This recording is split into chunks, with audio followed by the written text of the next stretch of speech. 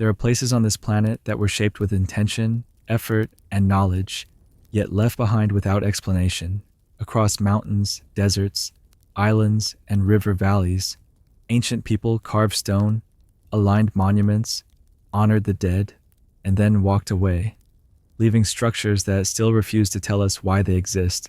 In this documentary, we move through more than 20 real archaeological sites that challenge modern assumptions about technology, belief, and human organization. These are not myths or legends, but physical remains that survive while their meanings have faded. The Tolland Man Preservation. In the flat, quiet landscapes of northern Europe, there are places where the ground does not simply bury the dead, but transforms them. Peat bogs, formed over thousands of years by waterlogged vegetation, create environments where time behaves differently. Oxygen is absent, bacteria struggle to survive, and the chemistry of decay is rewritten. It was within one of these landscapes, in central Denmark, that one of the most astonishingly preserved human bodies ever discovered emerged. Not as bones or fragments, but as a recognizable person. The man became known as Tolland Man. He was discovered in 1950 near the village of Tolland, when peat cutters working in a bog uncovered what they believed was the body of a recently murdered man. His face was so intact that authorities were initially contacted under the assumption that a modern crime had occurred. Only after closer examination did it become clear that the body was ancient, dating back more than 2,000 years to the early Iron Age. What makes the Tolland Man extraordinary is not simply that he survived burial, but how completely he survived it. His facial features were preserved in remarkable detail. His skin retained texture. His eyelids were closed. His beard stubble was still visible. The expression on his face appeared calm, almost peaceful, as though he were sleeping rather than dead. Unlike mummification in dry deserts, this preservation occurred in constant moisture, under pressure, and without any human intervention. The bog did all the work. Scientific analysis revealed that the preservation resulted from a precise combination of factors. The bog water was acidic due to decaying sphagnum moss, which released compounds that tanned the skin in a process similar to leather production. The low oxygen environment prevented bacteria from breaking down soft tissue. Cold temperatures slowed chemical reactions. Together, these conditions halted decomposition almost completely. Bones, paradoxically, suffered more than flesh.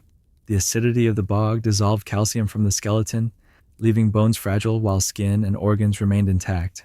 This inversion of preservation challenges assumptions about how bodies normally decay and forces archaeologists to rethink what environments can preserve human remains. The Tolland Man's clothing was minimal.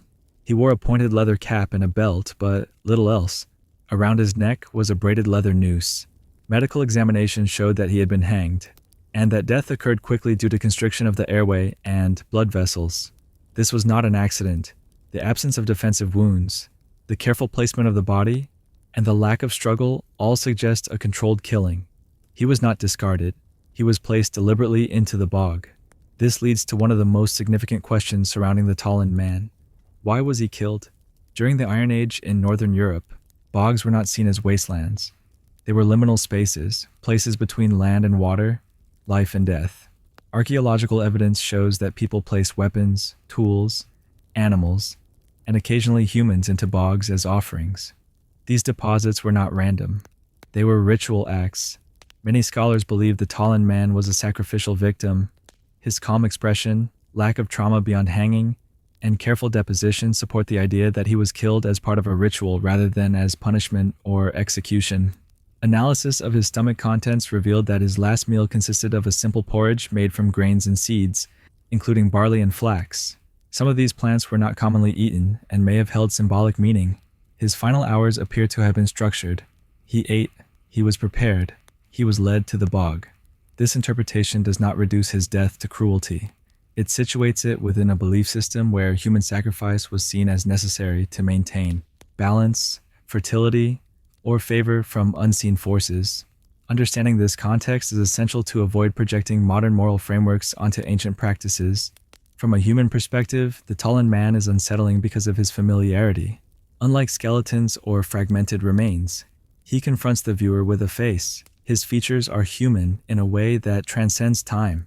It becomes impossible to think of him as an abstract data point. He looks like someone who could still be alive. This emotional impact reshaped museum practice. When the Talent Man was first displayed, curators recognized that traditional archaeological presentation was insufficient. He was not just an artifact, he was a person. Decisions about lighting, posture, and narrative were made carefully to balance scientific education with respect. Only his head was preserved for display, while the rest of his body was reburied, acknowledging both scientific value and ethical responsibility.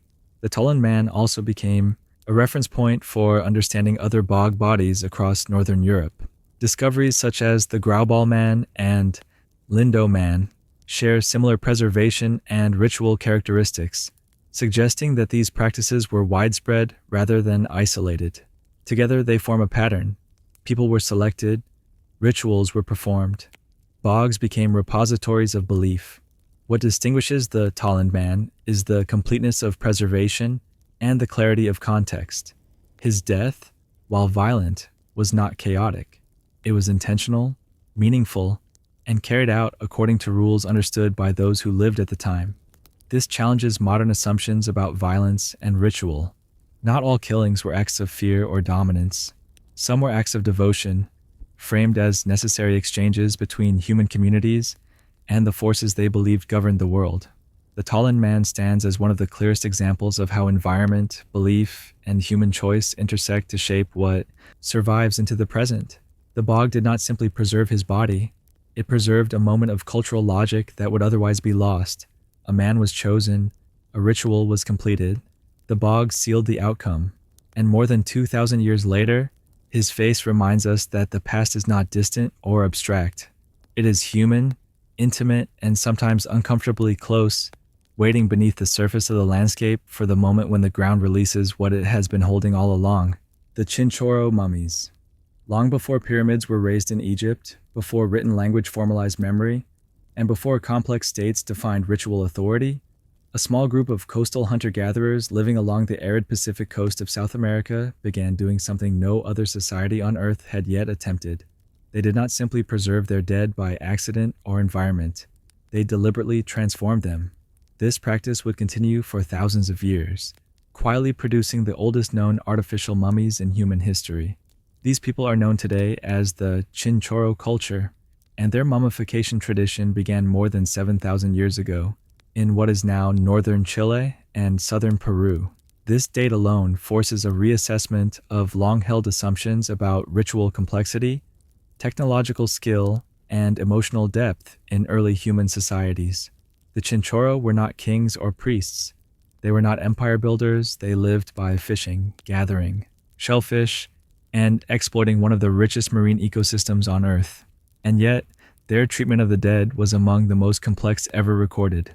Unlike later mummification traditions, Chinchorro practices were not reserved for elites. There is no evidence of hierarchy in death. Infants, children, adults, and the elderly were all mummified. Even stillborn babies received the same meticulous care as grown individuals. This universal inclusion is one of the most striking aspects of the tradition. Death, for the Chinchorro, was not selective. It was communal. The process itself was extraordinarily labor-intensive.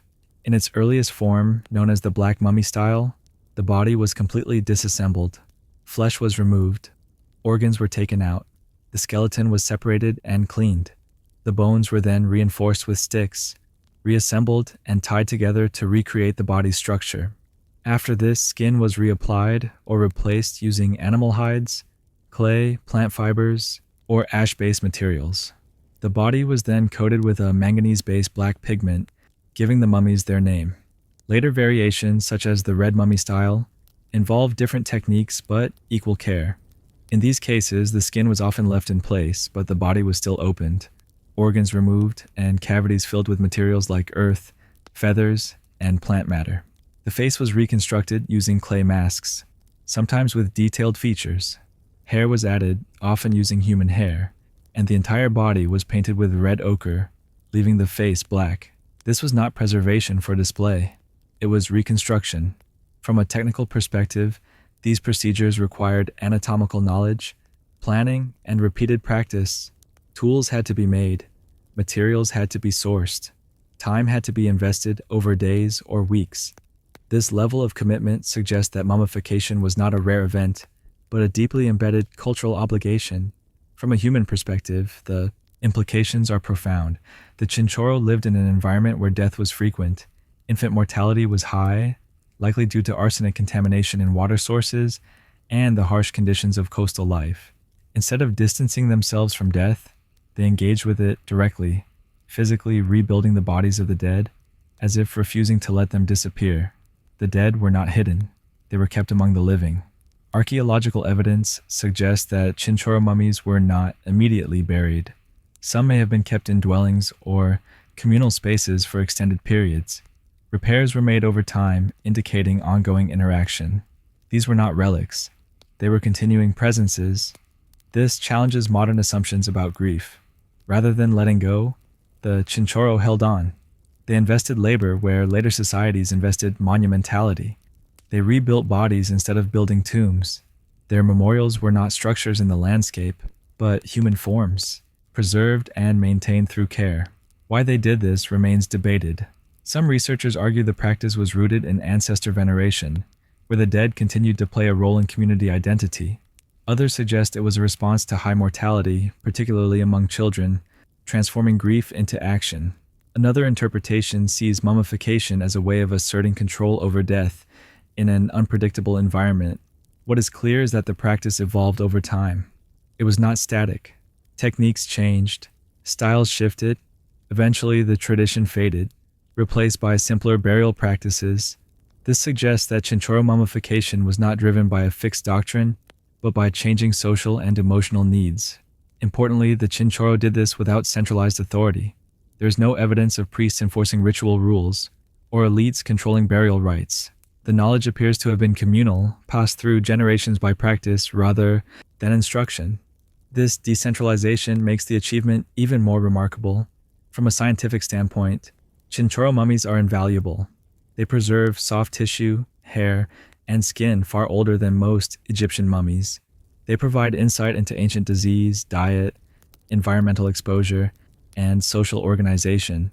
They show that technological sophistication does not require agriculture, cities, or writing, but they also raise ethical challenges. These mummies are human beings, many of them children. Their preservation was an act of care by their communities, not a gift to future museums. Modern handling must balance research value with respect for descendants and cultural memory. The Chinchorro mummies stand as a powerful counterpoint to linear narratives of human development. They show that emotional complexity, ritual depth, and technical ingenuity emerged early and independently in different parts of the world. A body was lost, a community responded, care replaced, absence, and in that response, preserved across millennia by intention rather than accident, the Chinchorro left behind one of the clearest messages archaeology has ever uncovered: that humanity's earliest answers to death were not always built from stone or written in words, but shaped patiently, lovingly, and repeatedly by hands that refused to let the dead vanish without being remembered. The missing mummy of Menkaure. Among the pyramids of Giza, one stands smaller than the others, but no less significant. It belongs to Menkaure, a ruler of Egypt's 4th dynasty, whose name endures in stone, yet whose body has never been conclusively accounted for. Unlike many ancient mysteries where a tomb is never located, Menkaure's burial chamber was found, opened, and documented. What disappeared was not the monument, but the person it was meant to protect. Menkaure ruled around 2500 BCE, during the height of the pyramid construction. His pyramid, known today as the Pyramid of Menkaure, stands at the southwestern edge of the Giza Plateau. Though smaller than the pyramids of Khufu and Khafra, it was originally finished with granite casing stones, indicating the same level of royal importance and resources. This was not a minor burial. It was a fully realized royal project. For thousands of years, the pyramid remained sealed, its internal chambers untouched by modern investigation. Like many royal tombs, it was likely robbed in antiquity, but the deeper structure remained largely unexplored until the 19th century, when European expeditions began systematic entry into Egypt's ancient monuments. In 1837, British officer and explorer Howard Vyse led an expedition into Menkaure's pyramid. Deep within the structure, his team discovered a basalt sarcophagus carved with decorative panels and inscriptions consistent with Old Kingdom royal burials. Inside the chamber were also human remains, described as a mummy or partial body, along with a wooden coffin bearing Menkar's name in hieroglyphs. At this point, the mystery should have ended. A pharaoh's burial chamber had been found, a sarcophagus was present, human remains were recorded, but instead the story fractured. The basalt sarcophagus was removed from the pyramid and shipped to Britain aboard a merchant vessel. During the journey, the ship sank in the Mediterranean Sea, taking the sarcophagus with it. It was never recovered. This single event erased the most important physical container of Menkar's burial from the archaeological record. The human remains, however, followed a different path. The wooden coffin and bones reached Britain and were examined. Early analysis suggested that the remains were not those of a 4th dynasty pharaoh, but from a much later period, possibly Roman era. This raised immediate questions. If the remains were intrusive, then Menkar's original mummy was already missing long before modern explorers arrived. But the evidence was not definitive. 19th century forensic methods were limited. Radiocarbon dating did not exist. Assessments were based on visual examination, coffin style, and assumptions about burial practices. The coffin itself, though inscribed with Menkar's name, was stylistically inconsistent with Old Kingdom coffins, suggesting it may have been a later replacement. This introduces a critical uncertainty. If the coffin was intrusive, where was Menkar's original burial equipment? If the remains were intrusive, what happened to the pharaoh's mummy? And if both were original, why do they not match expected chronology? One possibility is that Menkar's tomb was violated in antiquity and reused during a later period, with the original mummy removed, destroyed, or reburied elsewhere. Tomb robbery was common, especially during periods of political instability. Royal mummies were valuable for their amulets, resins, and gold, and were often desecrated for profit. Another possibility is that Menkar's mummy was moved deliberately by priests, as happened with many New Kingdom pharaohs, whose bodies were relocated to caches to protect them from looters. However, no record exists of Menkar's mummy being transferred to any known cache, and no mummy identified as his has ever been recovered. This absence is striking. We possess mummies of far later rulers. We possess names, statues, and inscriptions of Menkar, but the body itself is gone. From a human perspective, the loss feels especially complete because it occurred in stages. First, ancient robbers likely disturbed the burial. Then, modern explorers removed the sarcophagus. Finally, the sea erased what remained of the physical container. Each step stripped away another layer of certainty. The missing mummy of Menkar highlights a broader issue in Egyptology. Archaeology is not only about discovery, it is also about loss. Entire objects, once documented, can vanish again through accident, negligence, or the limits of early exploration practices. In Menkar's case, the very act of bringing the sarcophagus into the modern world ensured its destruction. What survives instead is documentation, drawings, and written accounts, none of which can replace the object itself. Today, Menkar's pyramid remains open, its chambers empty, its burial unresolved. Visitors stand inside a space that once held a king, knowing that the physical presence meant to occupy it is gone forever. The pyramid fulfilled its architectural purpose. It did not fulfill its ultimate one. The missing mummy of Menkar stands as a reminder that even the most powerful individuals in history are vulnerable to erasure. Stone can endure for millennia. Names can survive in inscriptions, but bodies are fragile, and once removed from their context, they can be lost as completely as if they never existed.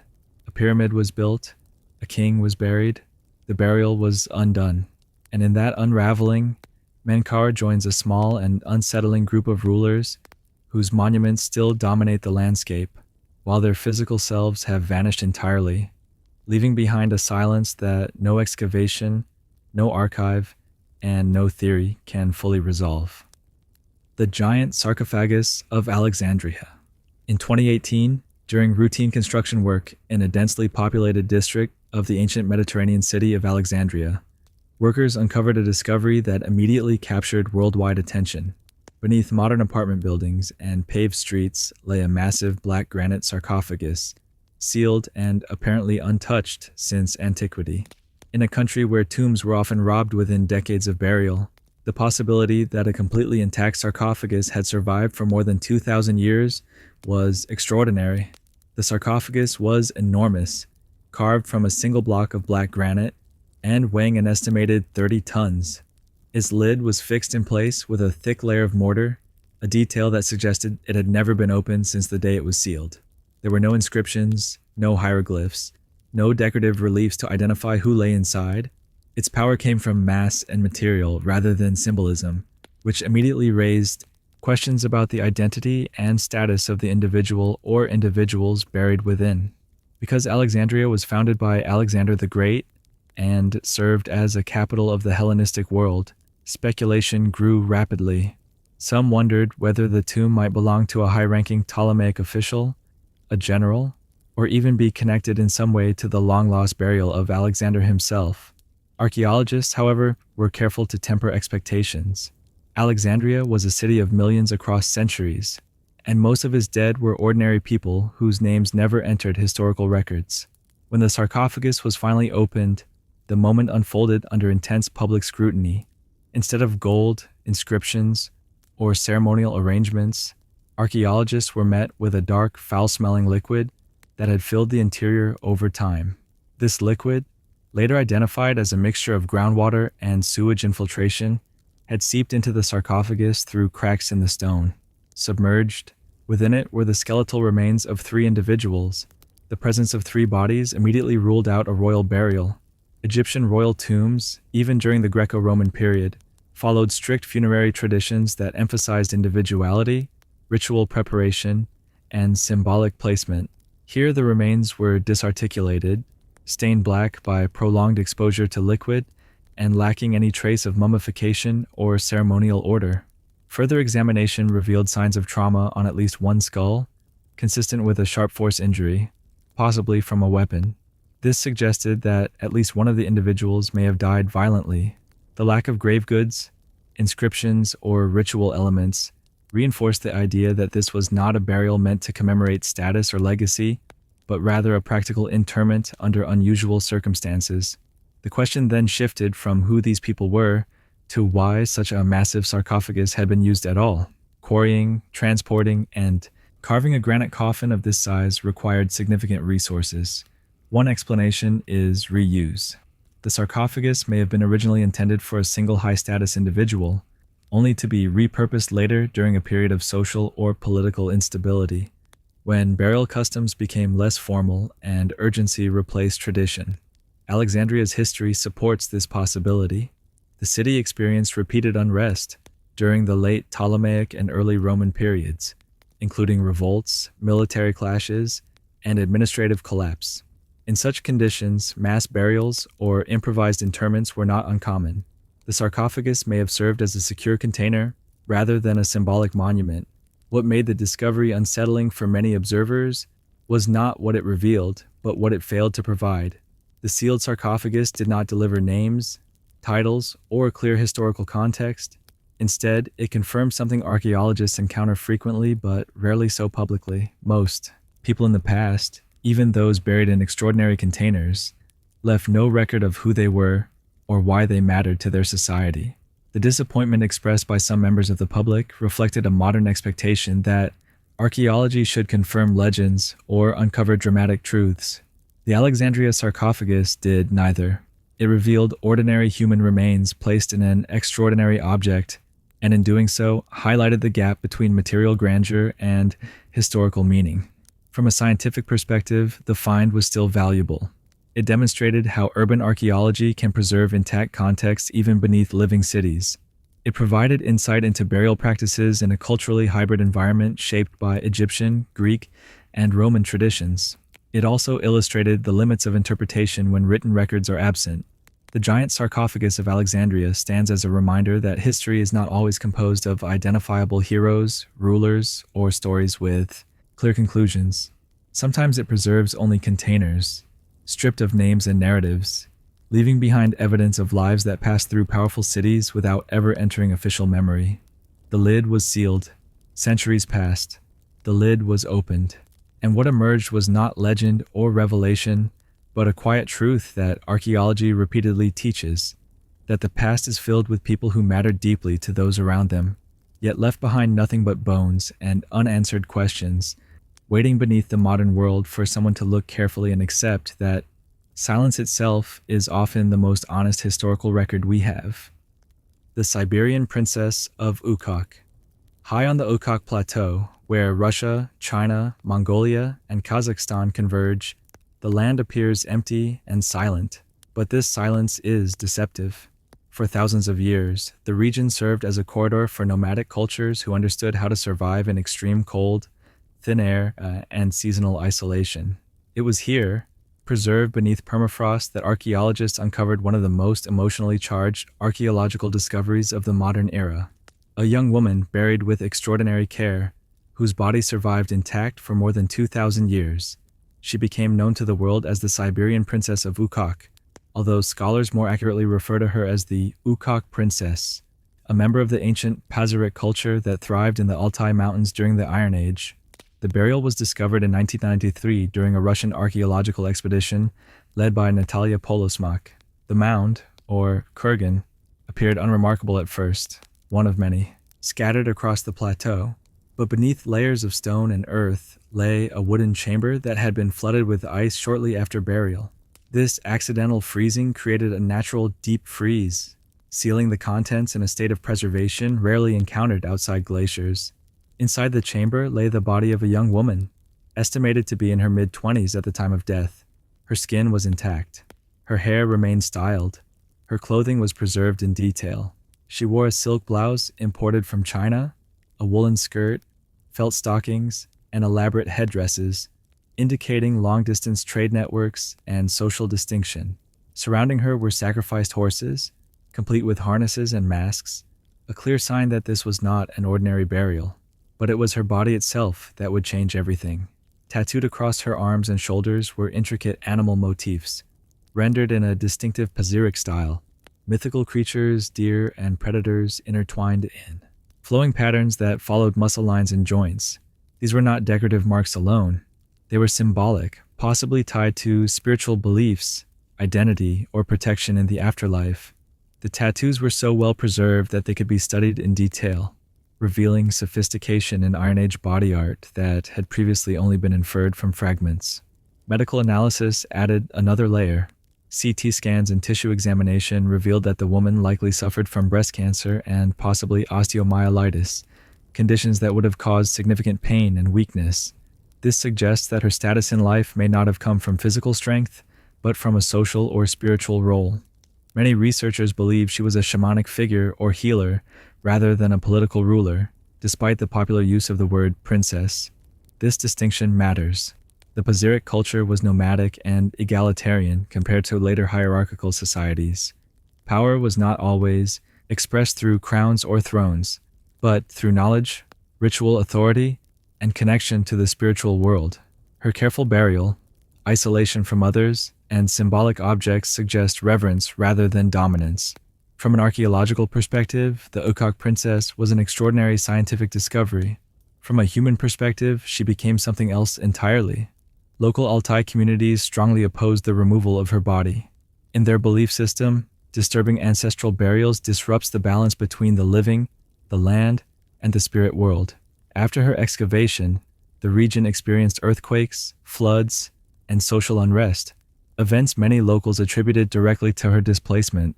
For them, she was not an artifact. She was a guardian. She was meant to remain where she was placed. This created a rare confrontation between scientific research and living cultural belief.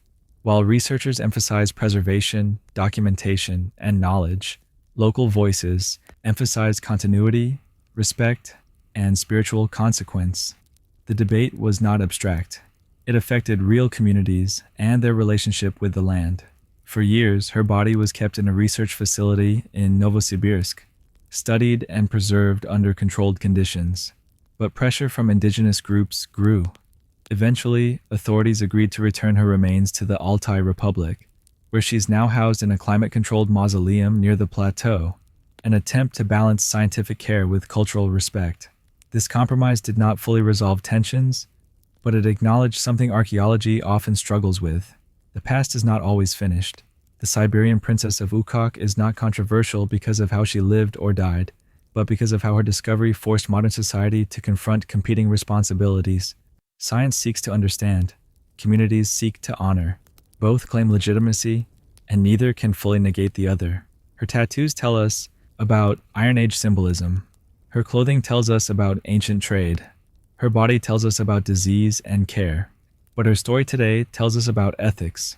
The Siberian princess of Ukok remains one of the clearest examples of how archaeology intersects with living belief. She was preserved by ice, revealed by chance, and transformed into a symbol of conflict between knowledge and reverence. She lived quietly. She was buried carefully. She was disturbed unwillingly. And in that sequence, spanning more than 2 millennia, she reminds us that uncovering the past is never a neutral act, because some discoveries do not belong only to history, but to people who still feel their presence shaping the land beneath their feet. The mysterious Atacama skeleton. In one of the driest places on Earth, where organic material can survive for centuries with little decay, a discovery emerged that immediately unsettled the boundary between science, speculation, and belief.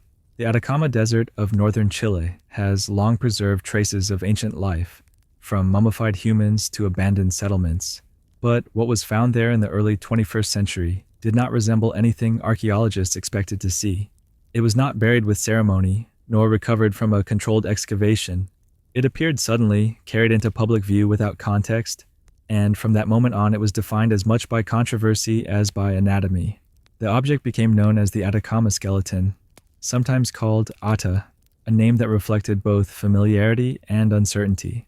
The body was extremely small, measuring only about 15 centimeters in length, with a skull elongated far beyond normal human proportions, slanted eye sockets, and a rib structure that appeared incomplete.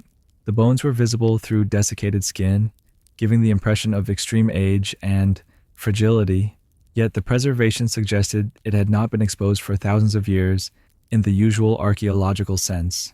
What caused immediate confusion was scale. The skeleton was too small to be an adult, but its features did not align with a typical human infant.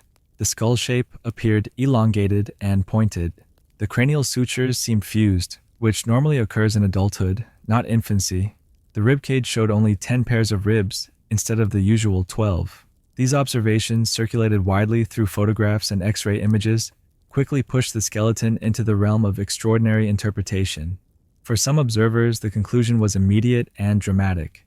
They claimed the Atacama skeleton was non-human, possibly extraterrestrial, or evidence of a previously unknown species. These claims spread rapidly, amplified by media, platforms that favored visual shock over contextual caution. The skeleton became a symbol, not of discovery, but of how quickly interpretation can outpace evidence. Scientific investigation arrived later, and with it, a slower and more grounded process. Detailed X-ray and CT scans revealed that while the skeleton's proportions were unusual, its bone structure followed fundamentally human patterns. The elongated skull, once seen as proof of non-human origin, showed signs consistent with severe developmental abnormalities. The fused cranial sutures suggested craniosynostosis, a condition where skull bones fuse prematurely, altering head shape and brain development. Genetic analysis eventually provided the most decisive evidence. DNA extracted from the remains demonstrated that the Atacama skeleton was human, female, and likely of Chilean origin.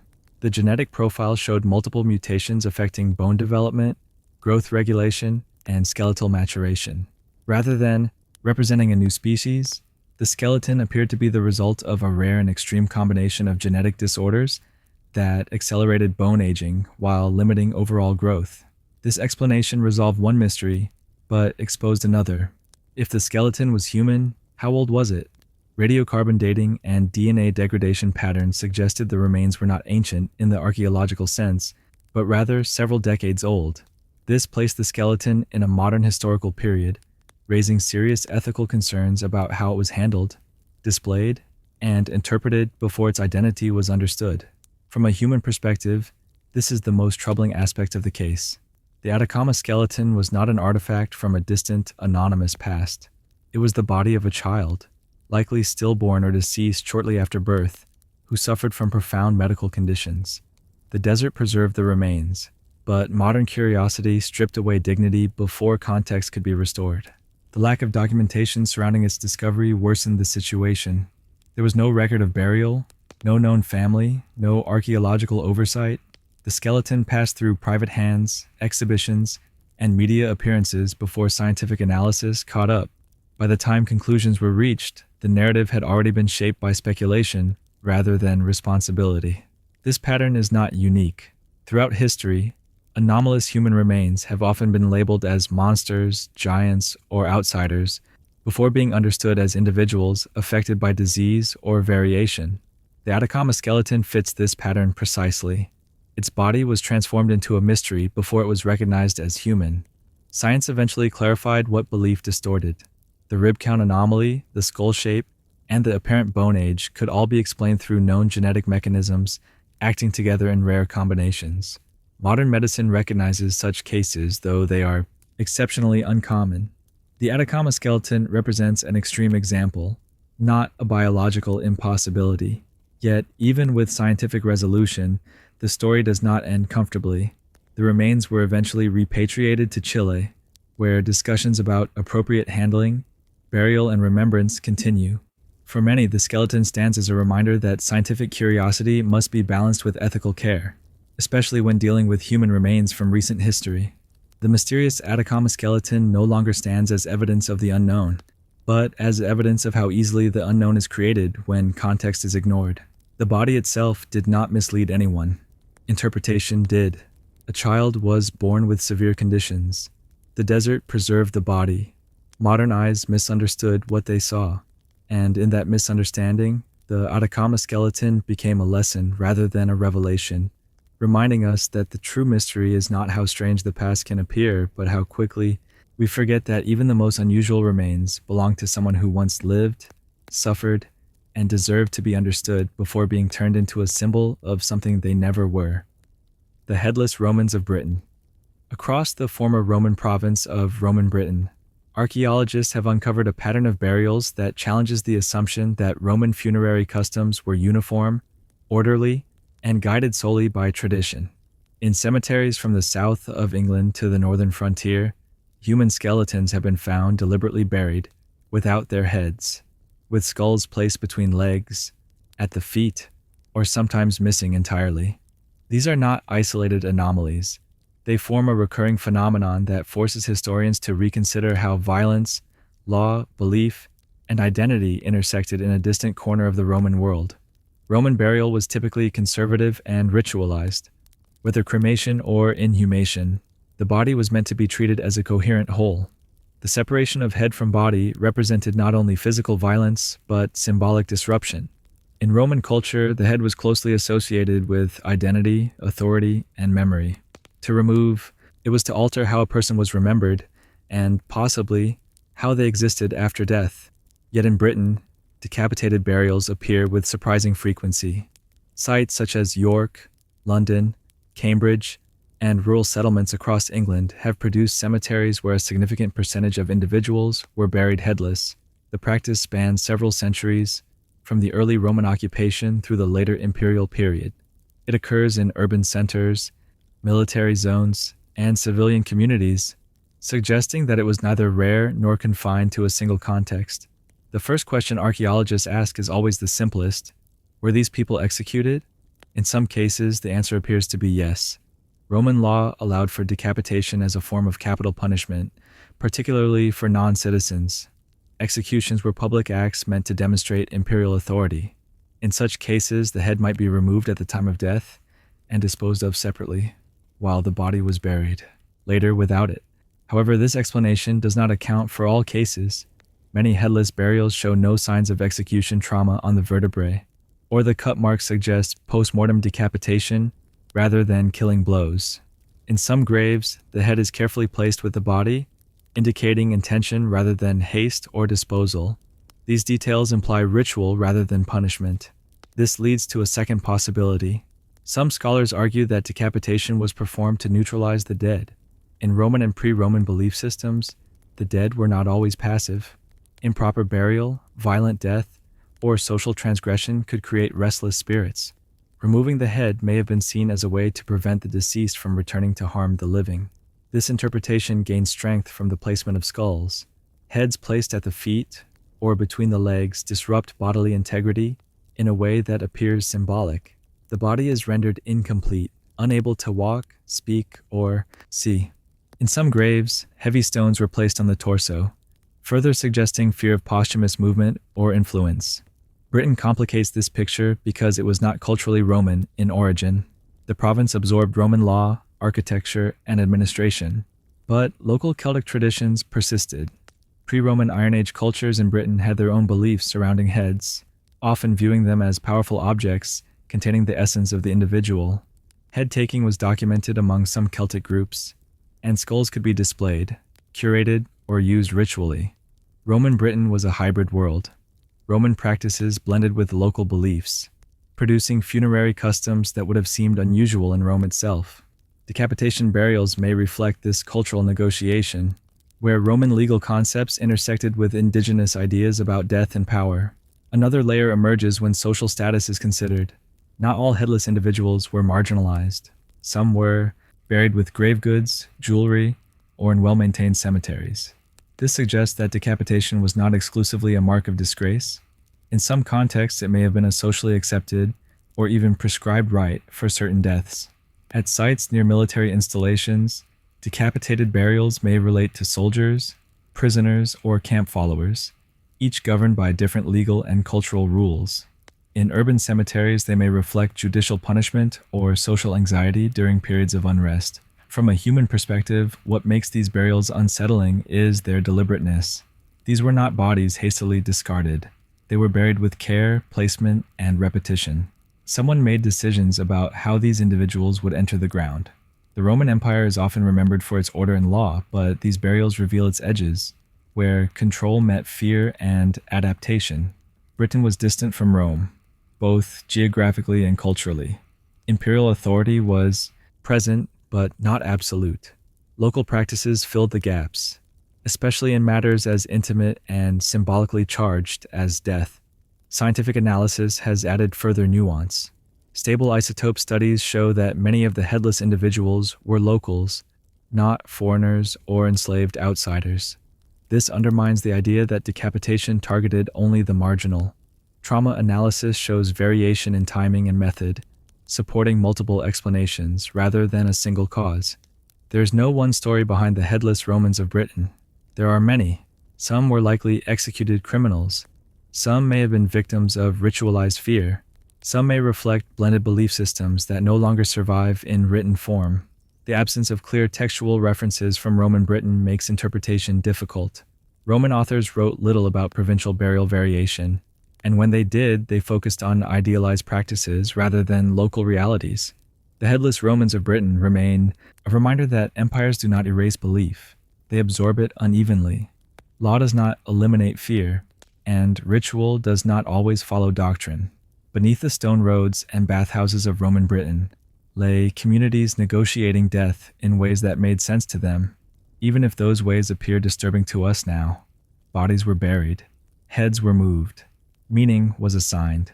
And in those quiet cemeteries scattered across Britain, the dead continued to challenge the image of a uniform Roman world, revealing instead a province where punishment, protection, and belief overlapped in complex ways, leaving behind graves that still ask us to consider how power and fear shape the way societies treat their dead when certainty is out of reach. The Cannibal Cave of Gove's Cave. Deep within the limestone cliffs of Cheddar Gorge in southwest England lies Gove's Cave, a site whose discoveries forced archaeologists to confront one of the most uncomfortable realities of human prehistory. This is not a place defined by speculation or rumor, but by physical evidence so precise and so carefully preserved that interpretation cannot escape it. The bones found here do not hint at cannibalism. They document it. Gove's Cave was occupied around 15,000 years ago, near the end of the last ice age, during a period when Europe was emerging from extreme climatic instability. Glaciers were retreating, ecosystems were shifting, and human groups were forced to adapt rapidly to changing conditions. The people who used this cave belonged to the Magdalenian culture, skilled hunter-gatherers known for advanced stone tools, artistic expression, and complex social behavior. These were not primitive survivors barely clinging to life. They were capable, organized, and adaptable. What shocked researchers was how they treated their dead. Excavations revealed human bones bearing unmistakable signs of butchery. Cut marks identical to those found on animal remains covered long bones, ribs, and skulls. These marks were not random damage or animal gnawing. They were precise, patterned, and placed exactly where muscles attach and joints separate, indicating deliberate processing of human bodies using the same techniques applied to hunted prey. Marrow had been extracted, flesh had been removed, skulls had been modified. Several human skulls were carefully reshaped into cups, with edges smoothed and shaped intentionally rather than broken by accident. These skull cups were not crude or hurried. They required time, planning, and skill. This detail is critical because it demonstrates that what occurred at Guff's Cave was not a moment of panic or desperation, but a repeated and structured practice. The question, then, is not whether cannibalism occurred. The question is why. One explanation often offered is survival cannibalism. The late Ice Age was a harsh environment. Food scarcity was real, especially during seasonal transitions. In extreme circumstances, consuming human remains could provide critical calories and nutrients. However, evidence from Guff's Cave complicates this explanation. Animal bones were abundant at the site, including remains of horse, deer, and other large mammals. This suggests that food sources were available. Cannibalism here does not appear to have been driven solely by starvation. Another explanation is ritual cannibalism. In many cultures, consuming parts of the dead is believed to transfer strength, memory, or spiritual essence. The creation of skull cups strongly supports this interpretation. Drinking vessels made from human skulls are known from other prehistoric contexts and are often associated with ceremonial behavior rather than subsistence. At Guff's Cave, the treatment of skulls differs from the treatment of other bones. Skulls were not simply broken open for brain extraction and discarded. They were cleaned, shaped, and reused. This indicates symbolic intent layered on top of practical action. The dead were not merely consumed. They were transformed into objects that continued to circulate within the living group. This duality is what makes Guff's Cave so disturbing and so important. The same hands that carefully butchered bodies also created tools, art, and shelter. The same people capable of symbolic expression engaged in acts modern societies find deeply taboo. This forces a reconsideration of how morality, survival, and ritual intersect in extreme environments. From a human perspective, it is tempting to separate cannibalism from culture, to label it as breakdown or failure. Guff's Cave does not allow that comfort. The evidence suggests that cannibalism here was organized, repeated, and culturally embedded, at least for a time. Isotopic analysis of the bones supports this view. Chemical signatures show that the human remains were processed shortly after death, not after long exposure or scavenging. There's no evidence of decomposition before butchery. This suggests intentional treatment of bodies within the community, not the consumption of outsiders found dead by chance. This raises difficult questions. Were these individuals enemies? Were they community members? Were they honored, punished, or transformed through consumption? The archaeological record cannot answer these questions definitively, but it narrows the possibilities. The care taken with skulls implies significance. The similarity of treatment between human and animal bones implies normalization rather than panic. Guff's Cave also challenges the idea that cannibalism always carries the same meaning. In modern contexts, it is associated with horror, violence, and social collapse. In prehistoric contexts, it may have carried different meanings entirely. Survival, spirituality, and social cohesion may all have played roles. This does not make it less disturbing. It makes it more human. The Magdalenian people were navigating a world on the edge of transformation. The Ice Age was ending. Landscapes were changing. Old patterns of life were breaking down.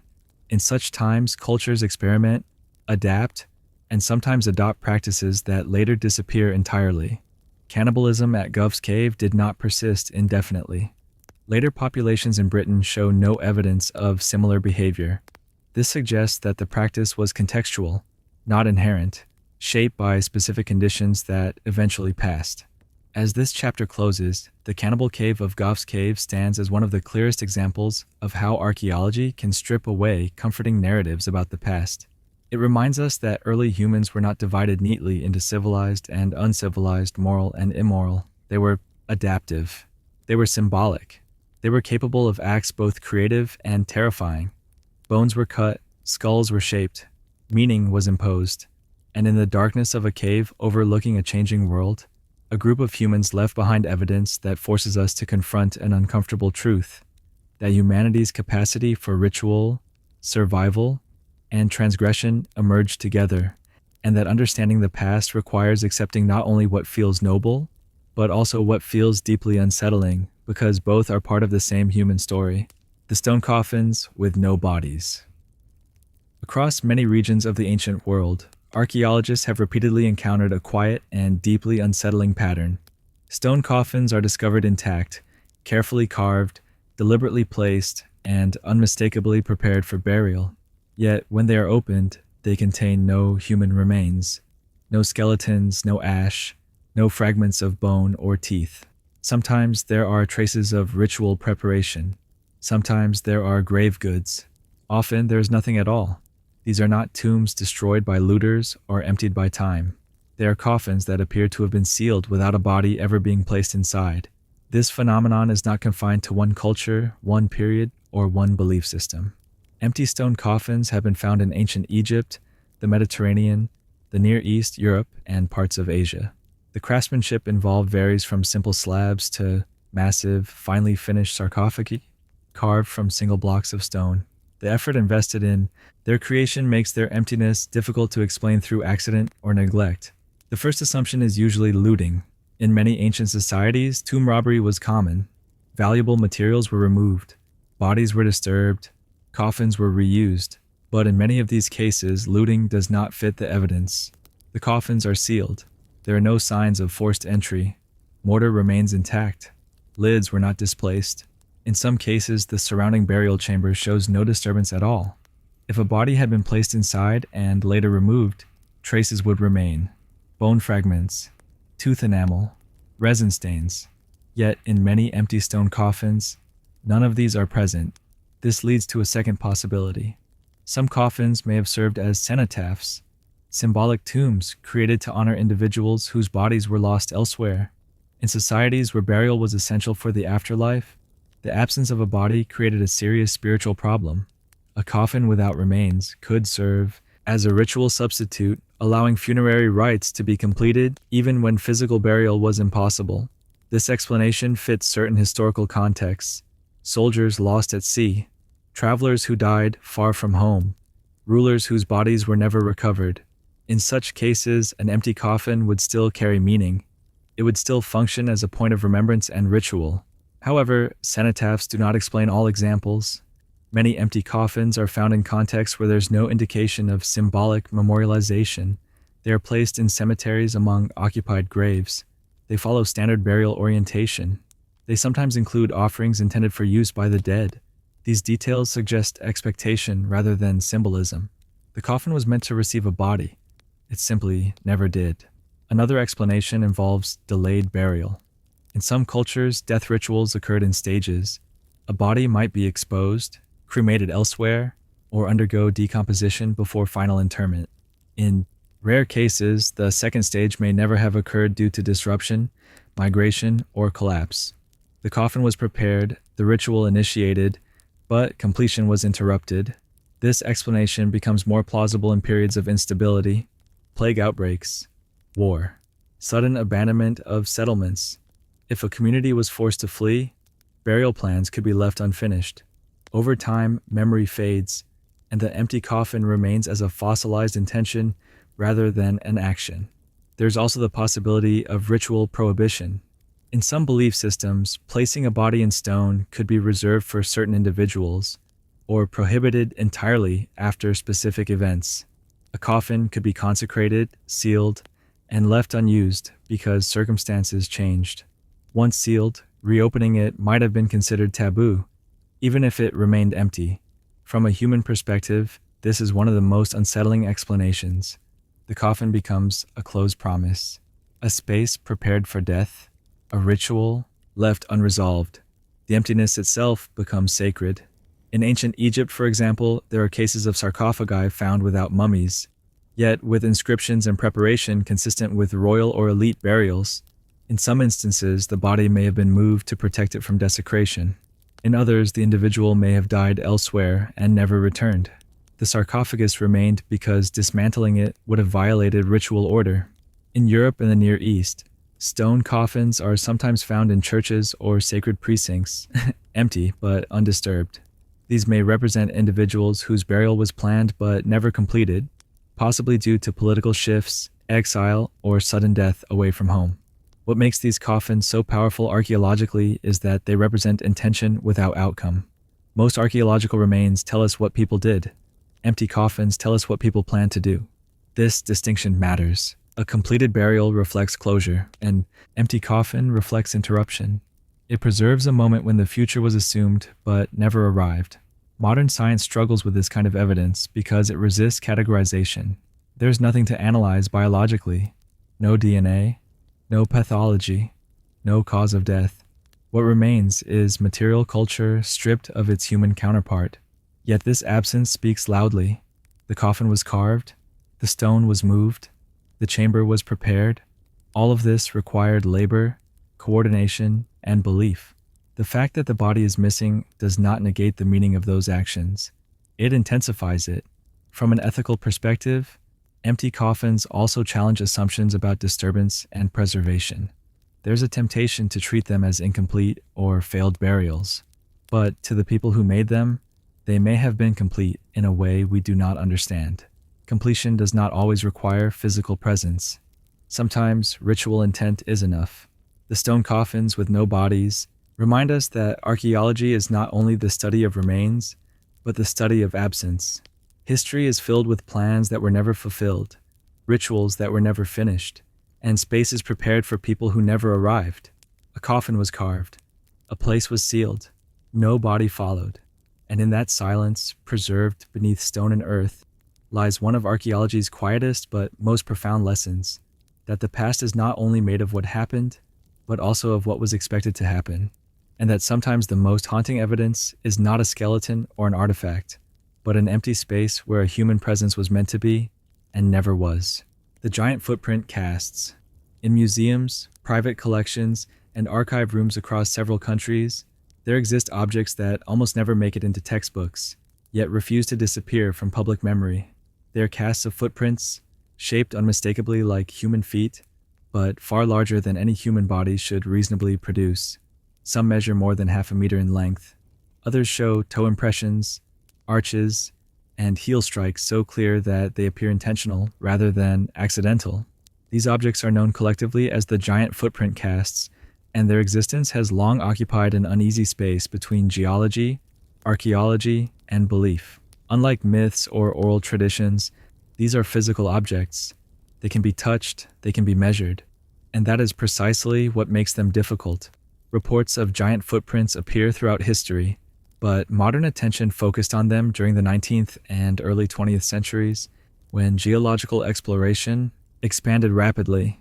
In regions such as Texas, South Africa, India, and parts of the Middle East, observers reported large, human-like footprints embedded in stone layers believed to be extremely old. Some of the most famous examples come from the Paluxy River area in Texas, where elongated impressions resembling bare human feet were found alongside dinosaur tracks in limestone beds. These discoveries immediately created tension. If the footprints were genuinely human, their geological context would place them millions of years earlier than modern humans should exist. This implication directly challenged established timelines of evolution and human origins. As a result, the footprints became a focal point for debate, not just about ancient humans, but about how evidence itself should be interpreted. Casts were made to preserve these impressions. Plaster, resin, and later synthetic materials were used to capture shape and detail before erosion or destruction could occur. Many original sites were damaged by weather, construction, or intentional removal, leaving the cast as the only remaining record. These casts now circulate independently of their original geological context, which complicates interpretation further. From a scientific perspective, skepticism is immediate and necessary. Geologists point out that natural erosion can produce shapes that resemble footprints. Rock layers can fracture in ways that create heel-like depressions or toe-like protrusions. Over time, human perception fills in patterns, especially when observers are already primed to see something meaningful. This phenomenon is known as pareidolia. the tendency to see familiar forms where none were intentionally created. However, some footprint casts resist easy dismissal. Certain examples show consistent toe spacing, clear ball-of-foot impressions, and pressure patterns that resemble human gait rather than random erosion. In a few cases, multiple prints appear in sequence, suggesting movement rather than isolated coincidence. These features are what keep the debate alive. The Paluxy River tracks are the most frequently cited example. Some casts show elongated, flat impressions with a defined heel and tapering toe region. Others appear distorted, as though the foot sank into soft sediment before lifting out. Critics argue that these are eroded dinosaur tracks, whose original shape was altered over time. Supporters counter that the morphology does not fully match known dinosaur footprints. The truth likely lies somewhere between certainty and dismissal. Modern reanalysis of original sites suggests that many of the supposed human footprints were indeed misidentified dinosaur tracks, altered by erosion and infilling. Yet not all casts can be conclusively matched to known animal track types, leaving a small number in an unresolved category. This unresolved space is where belief enters. For some, giant footprint casts represent evidence of lost human giants, beings described in ancient texts and folklore across cultures. For others, they represent proof that human history is older and more complex than currently accepted. For scientists, they represent cautionary tales about interpretation without context. From a human perspective, the fascination is understandable. A footprint is an intimate trace. It records a moment of contact, a body touching the ground. Unlike tools or bones, footprints feel immediate. They suggest presence rather than artifact. When scaled beyond human norms, that presence becomes unsettling. Museums have struggled with how to handle these objects. Some display them as curiosities without interpretation. Others store them away entirely to avoid controversy. Very few include them in mainstream educational narratives, not because they are disproven, but because their origins remain uncertain.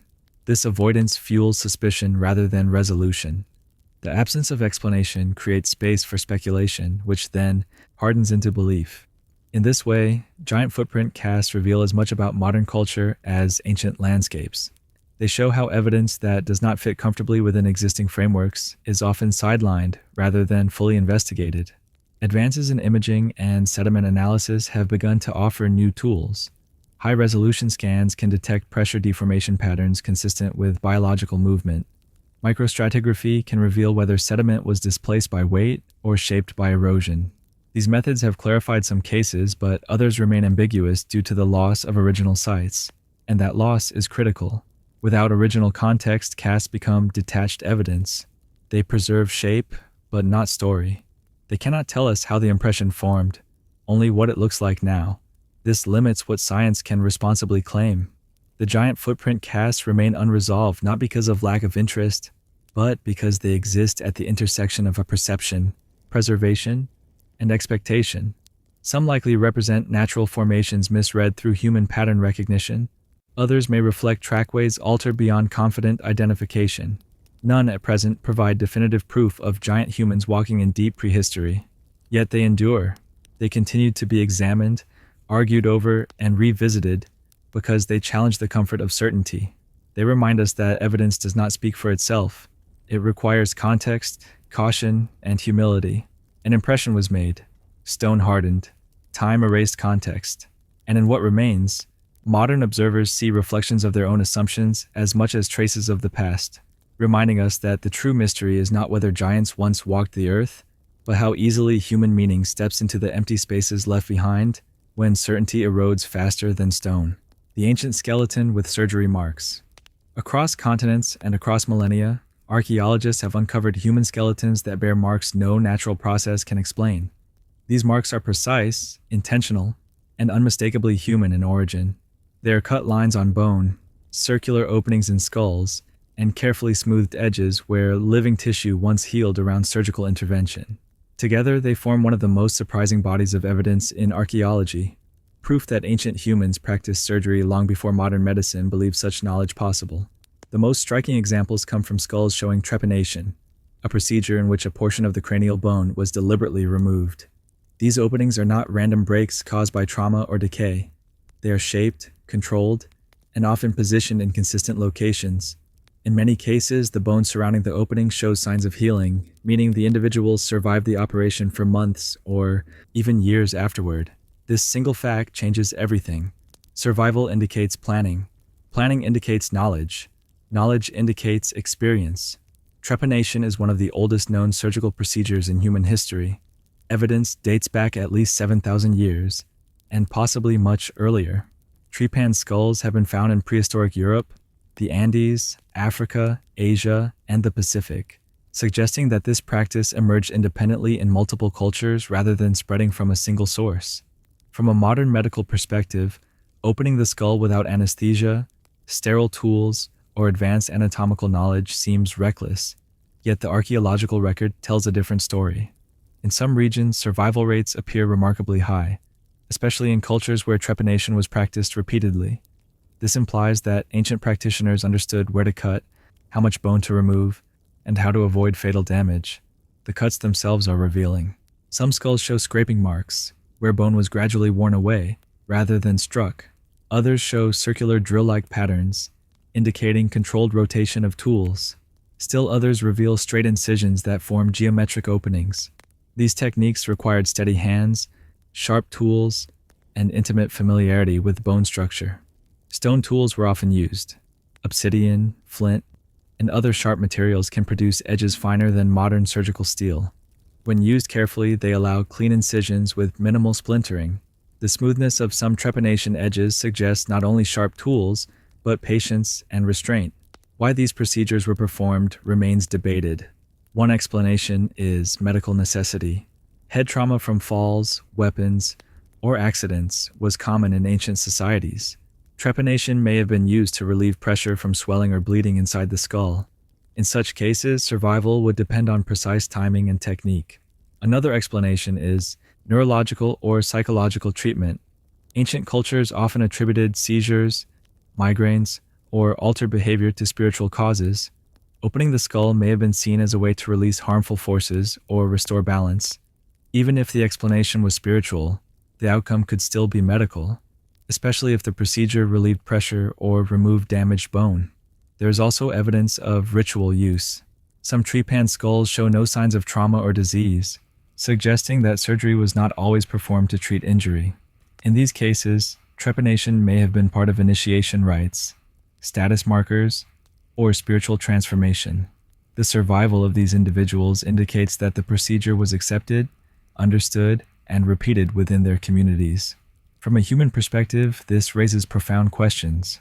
How did ancient people manage pain? How did they prevent infection? How did knowledge pass between generations? The answers lie not in written texts, but in patterns. Repeated success suggests shared techniques. Shared techniques suggest training. Training suggests social roles devoted to healing. These practitioners were not improvising blindly. They were specialists. Chemical analysis of skulls and burial contexts suggests the use of medicinal plants with antiseptic or analgesic properties. Alcohol, herbal poultices, and plant resins may have reduced pain and infection. Bandaging and aftercare would have been essential, especially given the high risk of exposure. The skeletons themselves preserve this story. Bone regrowth around surgical openings is not uniform. Some individuals show extensive healing, with rounded, thickened edges indicating long-term survival. Others show partial healing, suggesting survival for weeks or months. A few show no healing at all, indicating death during or shortly after the procedure. This variation reflects risk, not ignorance. Even modern surgery carries risk. Ancient surgery did as well. What is extraordinary is not that some patients died, but that so many lived. In the Andes, trepanation rates were especially high, with some individuals undergoing multiple procedures across a lifetime. This suggests both cultural acceptance and practitioner confidence. In Europe, trepanation appears sporadically, often associated with elite burials, implying specialized access rather than widespread practice. These differences matter. They show that ancient medicine was not monolithic. It adapted to belief systems, resources, and social structure. What remained constant was the willingness to intervene directly in the human body, in ways that required courage, skill, and trust. From an ethical standpoint, these skeletons challenge the idea that modern medicine represents a clean break from the past. Instead, they reveal continuity. The desire to heal, to relieve suffering, and to understand the body did not begin with laboratories and textbooks. It began with observation, experimentation, and risk. The ancient skeletons with surgery marks stand as quiet but powerful witnesses to a forgotten tradition of knowledge. They show that long before hospitals and instruments, humans were already confronting injury and illness with deliberate action rather than resignation. A tool was sharpened, a skull was opened, a life continued, and in those healed edges of ancient bone, preserved across thousands of years, lies evidence not of primitive desperation, but of early medical intelligence, reminding us that the roots of surgery are far deeper than written history, and that humanity's drive to heal itself has always pushed against fear, pain, and uncertainty, even when the cost of failure was absolute. The Sayhuite monolith. High in the Peruvian Andes, far from the centers of modern cities and surrounded by rugged terrain, lies a single carved stone that has puzzled archaeologists for decades. It is not a statue, not a temple, and not a tomb. It does not depict gods, rulers, or animals in any conventional sense. Instead, it presents a miniature world carved into rock, a dense and deliberate landscape of channels, steps, basins, terraces, and flowing paths that seem to obey rules rather than symbolism. This object is known as the Sayhuite monolith, and it stands apart from almost every other carved stone in the ancient Andes. The monolith is massive, weighing several tons, yet its surface is covered with hundreds of fine details. From a distance, it appears chaotic, almost eroded, as if shaped by water rather than tools. But close inspection reveals intention at every level. Lines are deliberate, angles are repeated, channels intersect and divide in patterns that feel designed, rather than decorative. What makes the Sayhuite monolith remarkable is not its size, but its function. Unlike most Inca stonework, which is architectural or symbolic, this stone appears analytical. It resembles a three-dimensional map or model, rather than an object meant to be admired from a single angle. Water poured onto the surface flows through the carved channels, splitting, rejoining, pooling, and accelerating in ways that suggest controlled experimentation rather than artistic expression. This observation has led many researchers to a bold conclusion. The Sayhuite monolith may be a hydraulic model. The Inca civilization was deeply invested in water management. Living in steep seismic terrain with extreme seasonal variation, they engineered terraces, canals, fountains, and drainage systems on a scale that allowed agriculture and urban life to thrive where it otherwise could not. Their understanding of slope, pressure, flow rate, and erosion was not theoretical. It was practical, tested, and refined over generations. The monolith appears to reflect this mindset. Its carved channels vary in width and depth. Some paths are straight, others curved. Some terminate in basins, others spill into cascades. When water is introduced, it behaves differently in each section, allowing observation of flow dynamics in a controlled environment. This suggests that the stone was used to test how water would behave across complex terrain before construction was attempted on a larger scale. If this interpretation is correct, the Sayhuite monolith represents something rare in the ancient world, a physical simulation tool. It would mean that Inca engineers were not only builders, but planners who used scaled models to predict real-world behavior. This challenges the outdated idea that pre-Columbian civilizations relied solely on intuition or trial and error. Instead, it suggests a methodical approach grounded in observation and repetition. The precision of the carving supports this view. Creating such fine channels in hard stone required exceptional skill. The Inca worked without iron tools, using stone implements, abrasion, and time. Achieving this level of detail was labor-intensive and unnecessary for purely symbolic purposes. No known ritual requires hundreds of intersecting microchannels. Engineering does. However, not all scholars agree. Some argue that the monolith represents a symbolic landscape, possibly a cosmological map or a ritual object connected to water deities. In Andean belief systems, mountains, rivers, and springs were sacred, and water was closely tied to fertility and divine balance. From this perspective, the monolith could represent an idealized landscape where water, earth, and stone were brought into harmony.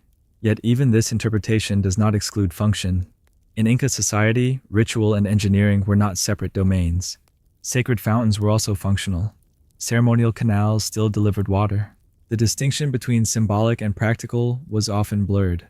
A model used to understand water behavior could also hold ritual significance, reinforcing social authority and cosmic order. The location of the monolith adds another layer of mystery. It is not placed at the center of a major city or temple complex. Instead, it sits in a relatively isolated area, suggesting that access may have been limited. This supports the idea that it was used by specialists rather than the general population. Engineers, planners, or ritual experts may have gathered here to study, demonstrate, or teach. The monolith also shows signs of intentional modification over time. Some channels appear more worn than others, not from erosion, but from repeated water flow. This implies ongoing use rather than a single ceremonial event. If true, the stone was part of a process, not a finished statement. From a human perspective, the Saihuite monolith is compelling because it feels modern in its logic. We recognize the impulse to model, to test, to simulate before committing resources. We associate this approach with contemporary engineering, not ancient stone cultures, yet here it is carved into rock centuries ago, suggesting that the desire to predict and control natural forces is far older than written equations. What the monolith ultimately represents remains unresolved. There is no inscription explaining its purpose, no historical account describing its use, no surviving tradition that remembers it clearly.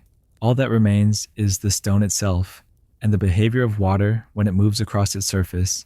The Saihuite monolith stands as one of the strongest reminders that ancient knowledge often hides in plain sight, misunderstood because it does not fit expected categories.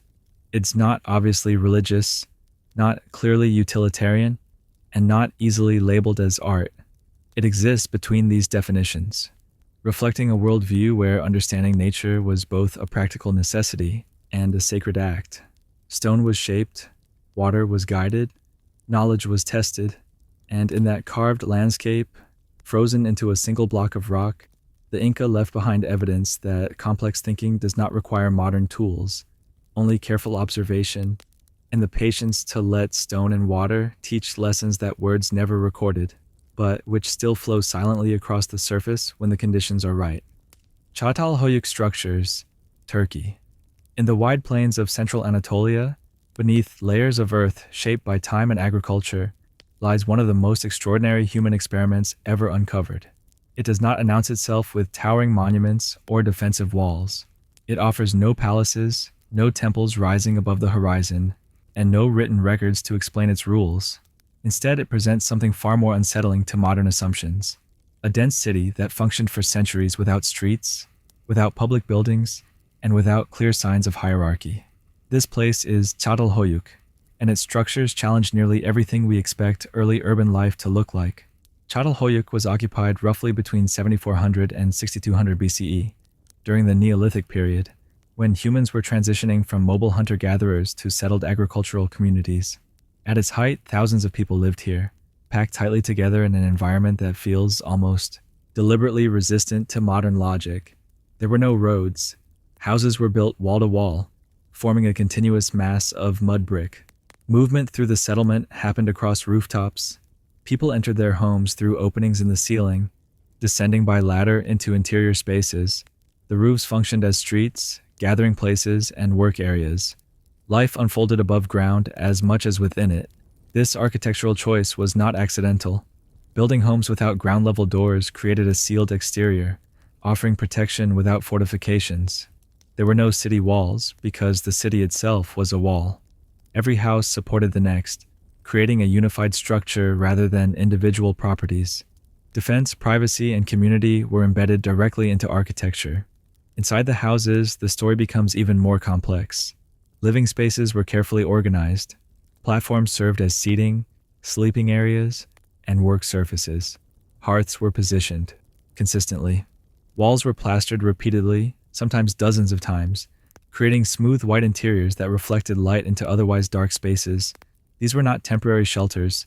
They were maintained, repaired, and rebuilt over generations. But what truly sets Çatalhöyük apart is how the living and the dead shared space. Burials took place beneath house floors. Bodies were placed under platforms where people slept, ate, and worked. In some cases, skulls were later removed and reburied or displayed, suggesting ongoing interaction with the ancestors. The dead were not separated from daily life. They were integrated into it. This practice was not random. Burials followed patterns. Certain areas of the house were reserved for the dead. Some individuals were buried with objects, others without. Children and adults were treated differently. These choices imply social rules, even if they were not rigid hierarchies. What is striking is what is missing. There are no obvious palaces, no elite residences, no temples dominating the settlement. Art and symbolism were distributed across ordinary homes. Wall paintings depicting animals, hunting scenes, and abstract motifs appear throughout the site. Sculpted reliefs of leopards and bulls emerge from domestic walls, blurring the line between sacred and everyday space. Religion, if that word applies here, was domestic rather than centralized. This suggests a society where authority was shared or negotiated rather than imposed. Leadership may have existed, but it left no architectural signature. Power was not built in stone above others. It was embedded in shared practice. The density of the settlement also raises questions about social organization. Living in such close quarters requires cooperation, tolerance, and conflict resolution. Yet there is little evidence of widespread violence. Few skeletons show trauma. Weapons are rare. This does not mean conflict was absent, but it suggests that Çatalhöyük developed mechanisms to manage social tension without constant physical confrontation. Environmental evidence shows that the community adapted continuously. As resources shifted, houses were rebuilt on top of older ones, creating layers that slowly raised the settlement into a mound. This process was deliberate. Older homes were partially dismantled, filled in, and used as foundations for new ones. The past was literally built into the present. Over time, however, something changed. After centuries of occupation, Çatalhöyük was gradually abandoned. There's no sign of sudden destruction, invasion, or disaster. The population declined slowly. Houses were left empty. Ritual practices faded. Eventually, the site fell silent. Why this happened remains uncertain. Climate shifts may have altered agricultural viability. Social structures may have evolved beyond what dense communal living could support. New forms of organization may have emerged elsewhere, making Çatalhöyük's model less practical. What matters is how long it worked. For more than 1,000 years, people lived without streets, without rulers carved in stone, without separating the dead from the living. They built a city based on proximity rather than monumentality, cooperation rather than display. From a human perspective, Çatalhöyük feels unfamiliar because it disrupts linear narratives of progress. It suggests that early cities did not inevitably lead toward hierarchy, kingship, and centralized power. Other paths existed. Some were tried, some were abandoned, some left no descendants. The structures of Çatalhöyük stand as evidence that human societies have always experimented with how to live together. The choices made here were not primitive guesses. They were informed decisions shaped by environment, belief, and shared experience. Houses touched houses, lives overlapped. The dead remained present. And in that tightly packed city with no streets and no doors, humans demonstrated that civilization did not begin with walls and rulers, but with shared space, shared memory, and an architectural commitment to living together so closely that separation itself became unnecessary. The Tucumay Pyramids, Peripu, on the dry northern coast of Peru, where desert winds move across flat plains and the Andes descend toward the sea, rises a landscape unlike any other in the ancient Americas. From a distance, the structures appear natural, like low hills shaped by erosion. But as one approaches, their geometry becomes undeniable. These are not hills. They are pyramids, dozens of them, spread across a wide ceremonial center that once dominated the region. This place is Tucumay, and it represents one of the largest and most complex pyramid cities ever built in the New World. At its height, Tucumay contained more than 26 massive pyramidal structures, constructed almost entirely from adobe bricks. Unlike the stone pyramids of Egypt or Mesoamerica, these pyramids were built layer by layer from mud and straw, materials that required constant maintenance and collective labor. Their survival into the present is itself remarkable, given the region's vulnerability to erosion and seismic activity. Tucumay was not a single period site. It was occupied and reshaped by multiple cultures over centuries, including the Lambayeque, Chimu, and later the Inca. Each group added new layers, new platforms, and new meanings to the same monumental core. Rather than erase what came before, they built on top of it, turning Tucumay into a vertical record of shifting power and belief. The largest structure at the site, known as Huacalarga, stretches for hundreds of meters, making it one of the longest adobe pyramids ever constructed. Its scale suggests centralized organization, yet the city around it lacks features typically associated with imperial capitals. There are no obvious defensive walls, no monumental palaces dominating the landscape, and no clear separation between elite and non-elite residential zones. This contradiction lies at the heart of Tucum's mystery. The city was monumental, yet strangely restrained. Archaeological evidence indicates that Tucumay functioned primarily as a ceremonial and administrative center rather than a dense residential city. Large open plazas surround the pyramids, designed to accommodate gatherings, processions, and rituals involving thousands of people. These spaces emphasize visibility, movement, and performance rather than permanence. The pyramids themselves were not tombs. Unlike Egyptian pyramids, they didn't serve as burial chambers for rulers. Instead, they were platforms for ritual activity.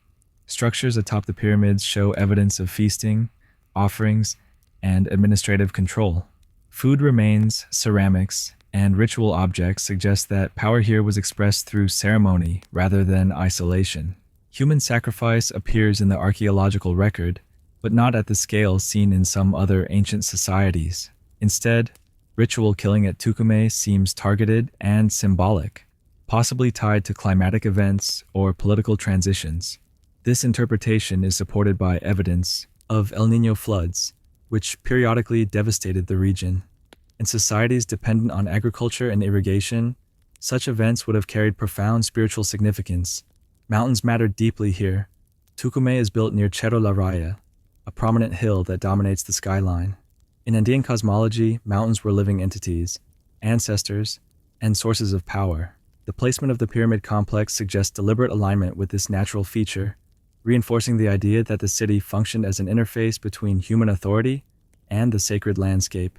Yet, despite its importance, Tucum was eventually abandoned. There is no evidence of violent destruction, no burned layers, no mass graves indicating conquest. Instead, the site appears to have been deliberately left behind. Structures were sealed. Ritual spaces were closed. The city was not erased, but withdrawn from. Later, Inca rulers reportedly avoided living at Tucumay, referring to it as a place of great power and great danger. This reputation is significant. The Inca were pragmatic conquerors. They reused sites whenever possible. Avoiding Tucumay suggests that the city carried a symbolic weight that made habitation undesirable. It may have been associated with failed rituals, catastrophic floods, or the collapse of earlier political orders. From a human perspective, Tucum feels like a place where belief outpaced control. The pyramids represent authority, coordination, and ambition, but they also reflect vulnerability. Building with adobe required constant renewal. A single climatic shift could undermine decades of labor. When rituals failed to prevent disaster, the legitimacy of those rituals may have collapsed with them. Tucumay was not forgotten because it was insignificant. It was abandoned because it mattered too much. The people who left did not destroy it. They did not dismantle its pyramids. They allowed the desert to reclaim them slowly, turning monuments back into hills, power back into silence. The Tucumay pyramids stand as evidence that ancient societies were deeply aware of the limits of human authority. Monumentality did not guarantee permanence. Ceremony did not guarantee protection. When belief systems failed to align with reality, even the largest cities could be set aside. Adobe was stacked, rituals were performed, power was expressed, and when the balance between nature and belief broke down, the city was left intact but empty.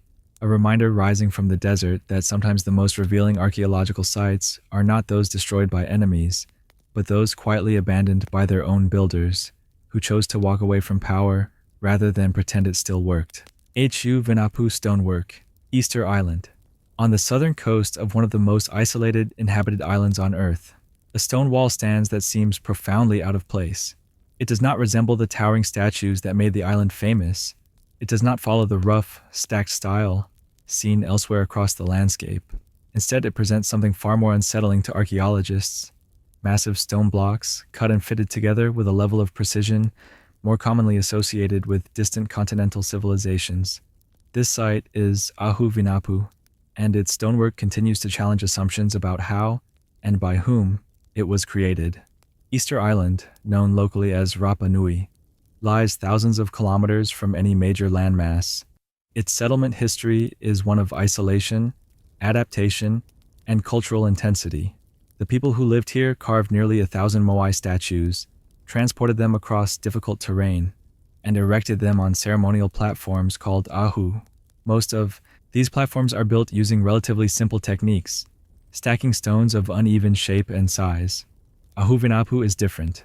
The lower courses of its wall consist of enormous stone blocks, cut into polygonal shapes, fitted together so tightly that even a thin blade cannot be inserted between them. The stones meet at complex angles, distributing weight evenly across the structure. This is not casual masonry. It is deliberate, technical, and highly skilled. What makes this stonework so controversial is not just its precision, but its resemblance. Similar polygonal masonry appears in the Andes, particularly in sites like Cusco and Sacsayhuaman, where massive stones were shaped and locked together without mortar. The visual similarity is striking enough that early European visitors suggested contact between Rapa Nui and South America.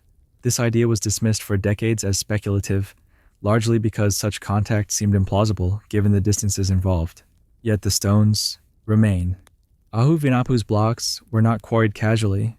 They were shaped with intent, requiring planning, labor, and specialized knowledge. The question is not whether the Rapa Nui people were capable of complex construction. Their achievements with the moai prove that they were. The question is why this specific technique appears here and nowhere else on the island with the same level of refinement. One explanation is chronology. Some researchers suggest that Ahuvinapu represents an early phase of construction when techniques differed and were later abandoned. Others argue the opposite, that it was a late experimental project that never became standard. Both explanations rely on incomplete dating evidence because the stone itself cannot be directly dated and organic material associated with its construction is limited. Another explanation focuses on function. Vinapu is not just a platform for statues, it is also aligned with the sun. During the equinox, sunlight interacts with the structure in ways that suggest astronomical awareness. This has led some to propose that Vinapu held special ceremonial importance, justifying the use of more refined stonework for a site tied to cosmic order rather than everyday ritual. If this is true, then the precision was not technological excess, but symbolic necessity. In such a worldview, stone was not merely material. It was a medium through which balance between sky, land, and people was expressed. Precision mattered because it reflected harmony. However, this explanation still does not fully resolve the mystery. Polygonal masonry is efficient, earthquake-resistant, and structurally superior. If the technique was known and valued, why was it not widely adopted across the island? Why does Vinapu stand alone? This leads to another possibility. Knowledge may have been limited to a small group of specialists. Construction techniques may have been guarded, passed down selectively, or lost due to social collapse. Rapa Nui experienced environmental stress, deforestation, and population decline before European contact. In such conditions, specialized knowledge can vanish quickly. From a human perspective, Ahuvinapu feels like a fragment of a conversation interrupted. Someone knew how to shape stone this way. Someone organized the labor to do it. Someone decided it mattered here. And then that knowledge stopped being used. The stones also raise questions about contact. While there is no definitive proof of direct influence from South America, recent genetic and botanical evidence suggests limited interaction between Polynesia and the Americas before European arrival. Sweet potatoes, native to South America, were present in Polynesia long before Europeans crossed the Pacific. This does not prove that masonry techniques traveled the same route, but it weakens the argument that such contact was impossible. Still, similarity does not equal transmission. Independent invention remains a valid explanation. Human societies facing similar structural challenges often arrive at similar solutions. Polygonal masonry may simply be the most efficient way to build with large stone in seismic environments, discovered independently in different parts of the world. What matters is not choosing a single explanation, but recognizing the limits of certainty. Ahu does not tell us exactly how it was built or why its techniques were not repeated. It tells us that the people of Rapa Nui were capable of precision when they chose to be, and that their architectural decisions were shaped by meaning as much as necessity. As this chapter closes, Ahu stands as one of Easter Island's quiet contradictions. Amid a landscape defined by towering statues and rough platforms, it offers refinement without explanation. It suggests a moment when knowledge, belief, and effort converge briefly, leaving behind a wall that still refuses to fit comfortably into any single narrative. Stone was cut, edges were matched, a structure was completed, and in that precision, preserved on an island separated from the rest of the world by a vast ocean, Ahu reminds us that human ingenuity does not always announce itself loudly. Sometimes it appears in a single wall, built once, never repeated, and left behind as a question in stone, waiting for us to accept that some achievements are remembered not because they were common, but because they were exceptional and never fully explained. Casa Grande Ruins, USA. In the arid heart of the Sonoran Desert, where summer heat can overwhelm even modern infrastructure, a massive earthen structure rises from the plain, protected today by a steel canopy, yet still exposed to the same sun that shaped its purpose centuries ago. This is Casa Grande Ruins, a place that challenges assumptions about what complex societies look like when they leave no written language behind. Casa Grande was built by the Hohokam culture, a civilization that flourished in what is now southern Arizona between roughly 300 and 1450 CE. The Hohokam left behind no texts, no carved histories, and no named rulers, yet their engineering achievements rival those of societies far better known. Their canal system stretched for tens of kilometers, delivering water across desert terrain with gradients so precise that they still impress modern hydrologists.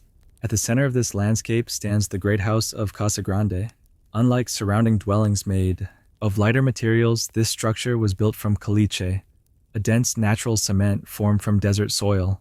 The walls rise 4 stories high, thick and load-bearing, indicating long-term planning rather than temporary occupation.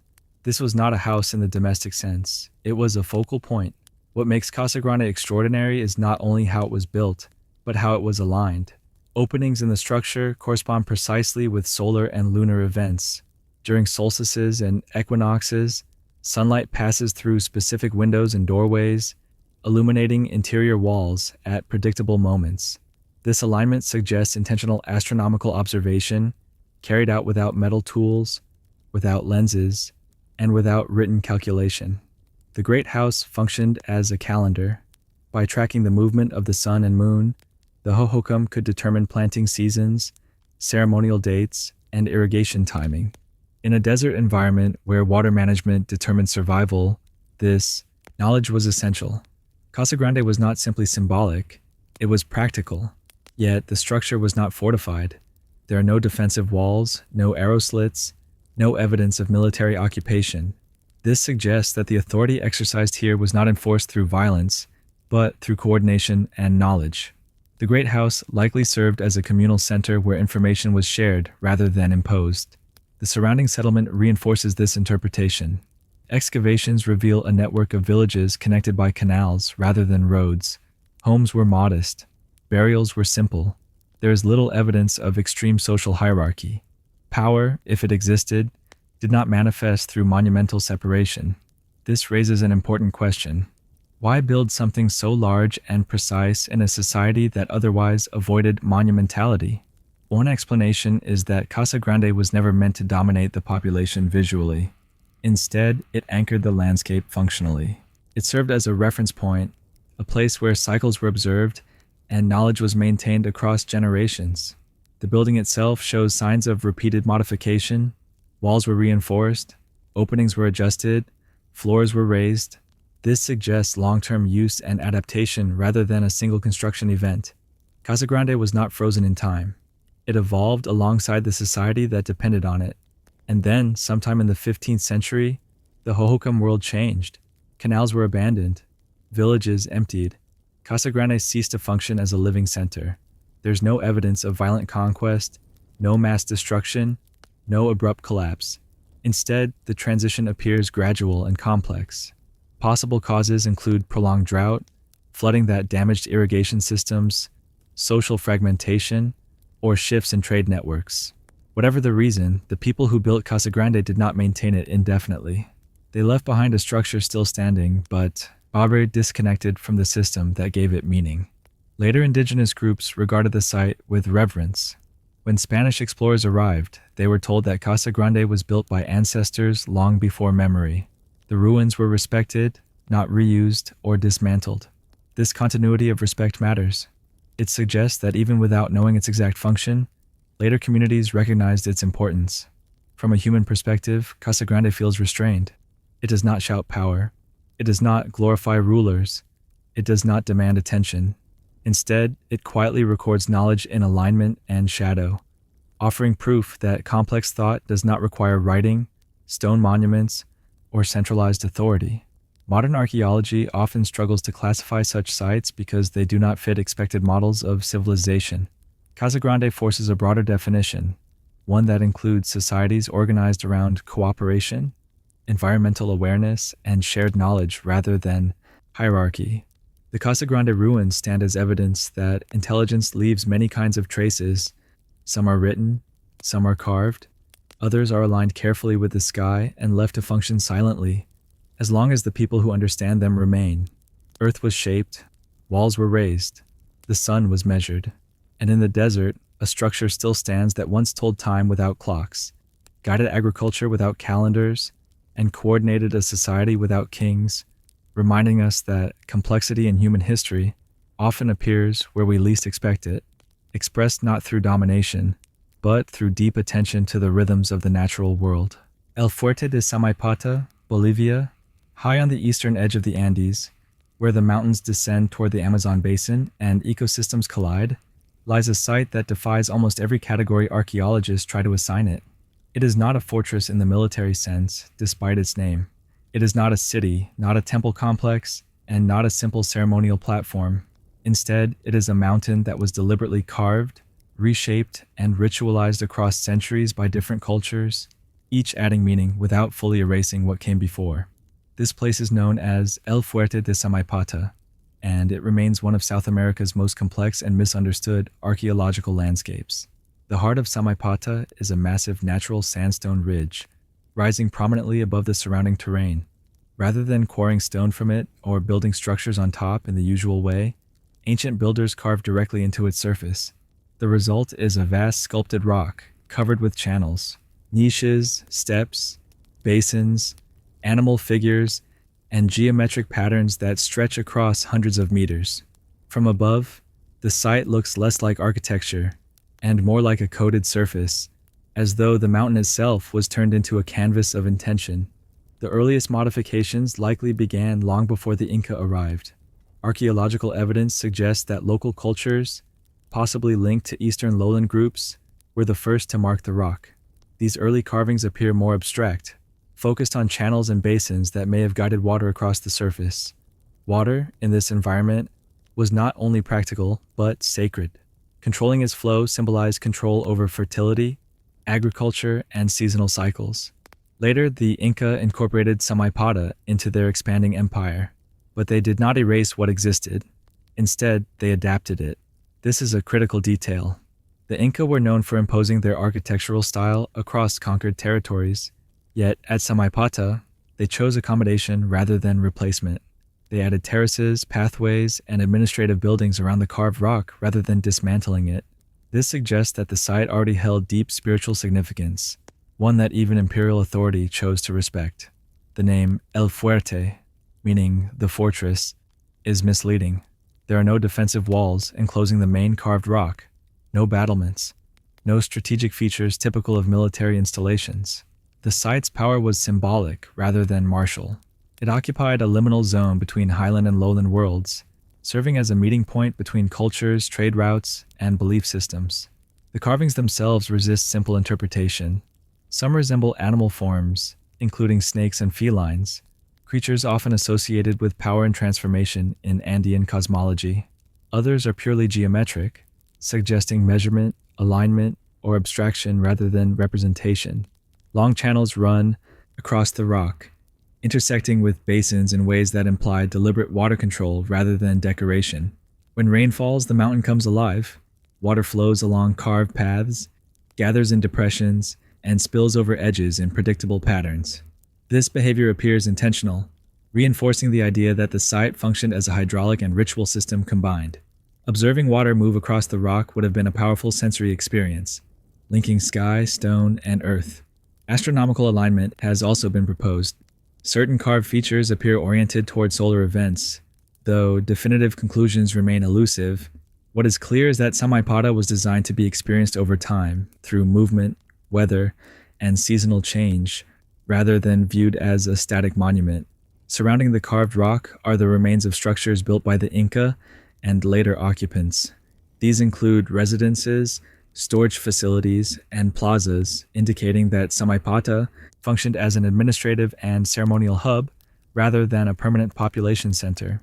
People came here for specific purposes, not daily life. The site was activated during events rather than occupied continuously. This pattern aligns with its location. Samaipata sits at a cultural frontier. To the east lay lowland groups who resisted Inca control. To the west lay the core of the empire. The site may have served as a symbolic assertion of presence rather than a defensive outpost, reinforcing Inca cosmology at the edge of their world. After the Inca, Samaipata did not flourish. Spanish colonial forces recognized its importance but did not maintain it. Over time, the site was abandoned, leaving the carved mountain exposed to erosion, vegetation, and silence. Yet its scale and complexity prevented it from being forgotten. From a human perspective, Samaipata feels deliberate but restrained. No single culture claimed total ownership, no single meaning dominates, no final layer completes the story. Instead, the site accumulated intention like sediment, each generation carving, adding, and interpreting without fully closing the narrative. This layered authorship is what makes Samaipata so difficult to explain. It was sacred, but not exclusive, engineered, but not purely practical, monumental, but not domineering. Modern archaeology struggles here because the site refuses reduction. It cannot be explained solely as ritual, engineering, or politics. It sits at the intersection of all three. El Fuerte de Samaipata stands as a reminder that some of humanity's most ambitious projects were not built upward, but inward, carved directly into the land itself. The choice to shape a mountain rather than place structures upon it speaks to a worldview where nature was not separate from culture, but its foundation. Stone was carved, water was guided, meaning accumulated, and in the quiet highlands of Bolivia, a mountain remains that carries centuries of belief, power, and adaptation etched into its surface, reminding us that the past does not always express itself through walls and towers, but sometimes through the patient reshaping of the earth itself into something that could be read, felt, and revered long after its creators moved on. Gunung Kawi Rock Shrines, Bali, deep within a narrow river valley in central Bali, where steep cliffs rise sharply above flowing water and dense vegetation filters sunlight into shifting patterns, lies one of Southeast Asia's most quietly powerful archaeological sites. It is not announced by towering walls or enclosed courtyards. There are no grand gates or dominating structures at the summit. Instead, the monument reveals itself slowly as the valley opens and the rock faces come into view, carved directly into the living stone.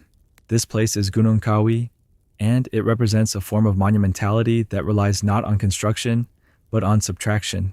Gunung Kawi dates to the 11th century, during the reign of the Balinese Warmadewa dynasty, a period when Hindu-Buddhist belief systems shaped both political authority and ritual life on the island.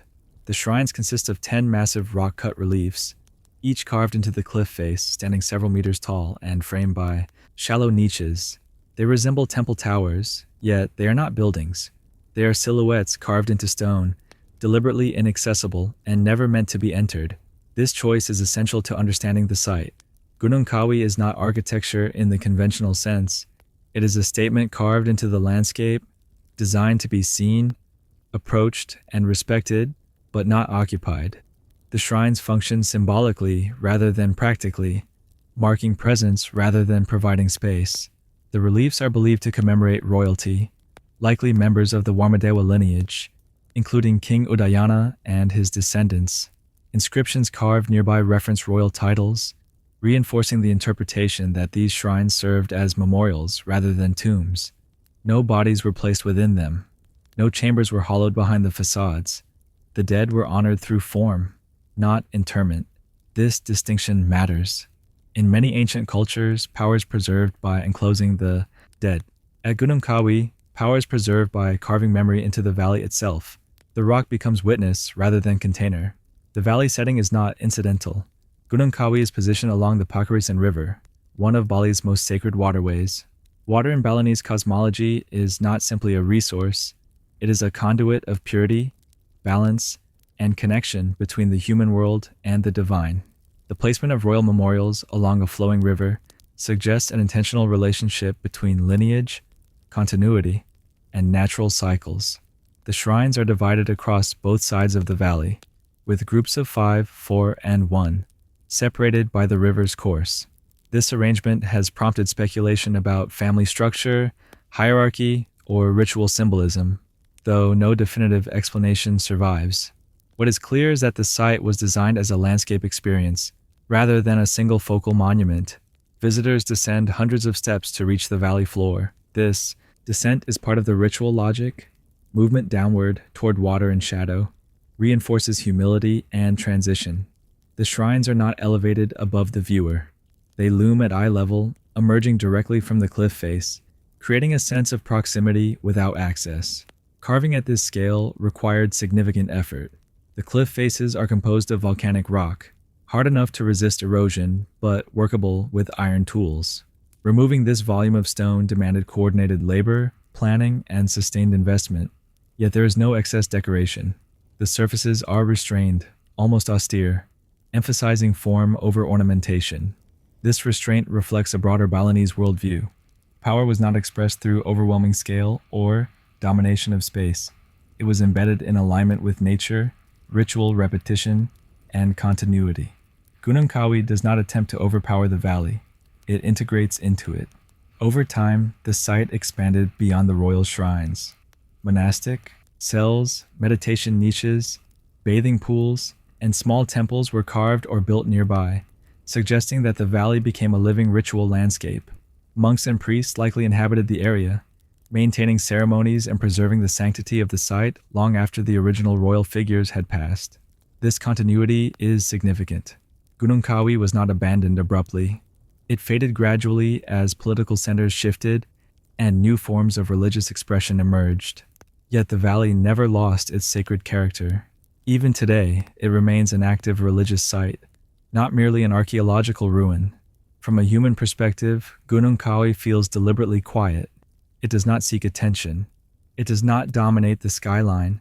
It does not explain itself. Its power lies in permanence and placement rather than narrative clarity. Unlike many monuments that rely on inscription or iconography to convey meaning, Gunung Kawi communicates through absence.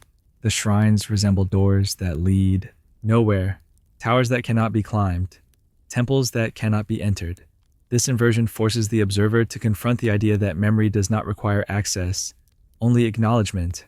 Modern archaeology struggles with such sites because their function cannot be reduced to utility. Gunung Kawi was not built to house people. It was not built to store goods. It was not built to defend territory. It was built to hold presence in place. The Gunung Kawi rock shrines stand as an example of how monumentality can exist without massiveness, and how power can be expressed without enclosure. The site reminds us that ancient societies did not always seek to separate the sacred from the natural, but often chose to carve belief directly into the landscape, making memory inseparable from environment. Stone was removed, forms were revealed, a valley was marked, and in the flowing water and shadowed cliffs of Bali, Gunung Kawi continues to demonstrate that some of humanity's most enduring monuments were not built upward to be seen from afar, but carved inward to be felt quietly, generation after generation, by those willing to descend into the places where history, belief, and landscape converge. Newgrange, Ireland. In the rolling green landscape of Eastern Ireland, overlooking a bend in the River Boyne, stands a structure older than Stonehenge and older than the Great Pyramid of Giza. At first glance, it appears simple, almost modest, a large circular mound rising gently from the earth. But this first impression is deceptive. Beneath the grass and stone lies one of the most precise and intentional constructions of the ancient world. a monument designed not merely to endure time, but to interact with it. This place is Newgrange, and it represents one of humanity's earliest known attempts to lock meaning into the movement of the cosmos. Newgrange was built around 3200 BCE by Neolithic farming communities who left no written language, no metal tools, and no historical records to explain their intentions. What they did leave behind is stone, alignment, and a level of planning that still challenges modern assumptions about prehistoric capability. The structure itself is a massive passage tomb composed of more than 200,000 tons of stone and earth. A narrow stone corridor leads inward from the entrance, extending deep into the mound before opening into a cruciform chamber with a corbelled roof that rises upward in a series of overlapping stones. This roof, remarkably, remains waterproof after more than 5,000 years. This alone would make Newgrange extraordinary, but what truly sets it apart is how it interacts with the sun. Above the entrance is a narrow opening known as the roof box, a feature unlike anything else in Neolithic Europe. For most of the year, it appears insignificant, but on the morning of the winter solstice, the shortest day of the year, something remarkable happens. As the sun rises, a beam of light enters the roof box, travels slowly down the passage, and illuminates the inner chamber floor. This illumination lasts only about 17 minutes. For the rest of the year, the chamber remains in darkness. This alignment is not accidental. It required precise understanding of solar movement, seasonal cycles, and geometry. The builders had to plan not just where to place the stones, but when the light would arrive thousands of years into the future. They built for a moment that would repeat once every year, long after they themselves were gone. This choice tells us something profound about how these people understood time. Newgrange was not built for daily use. It was not built for convenience. It was built for a specific moment. The winter solstice marked renewal, the return of the sun, the promise that darkness would not last forever. In an agricultural society dependent on seasonal cycles, this moment carried deep significance. The interior chamber reinforces this symbolism. Human remains were placed inside, cremated rather than buried intact. Offerings accompanied them, including stone tools, beads, and pendants. The dead were positioned where light would reach them at the solstice, suggesting a belief that renewal applied not only to crops and seasons, but to the human soul. The stones themselves speak. The curbstones lining the base of the mound are carved with spirals, zigzags, lozenges, and abstract patterns. The most famous of these, the triple spiral, appears repeatedly inside the monument. These carvings do not depict animals, people, or scenes. They are symbolic, rhythmic, and timeless, suggesting concepts rather than stories. Their meaning remains uncertain. They may represent cycles, movement, life and death, or the passage between worlds. What matters is that they were carved deliberately, repeatedly, and prominently. Art here was not decoration. It was communication without language. Newgrange is part of a larger ceremonial landscape known as Brú na Bóinne, which includes other passage tombs such as Noath and Douth. Together, they form a complex system of monuments aligned with celestial events and landscape features, indicating long-term planning and shared cosmology across generations. This was not the work of a single leader or moment. It was the product of sustained communal effort. Stone had to be quarried from distant locations, including some transported from over 20 kilometers away. Labor had to be organized. Knowledge had to be preserved across decades. Children grew up watching elders build something they would never see completed, trusting that its purpose mattered. That trust is visible in the result. Newgrange continued to function for centuries. Long after its builders were gone, people returned to it.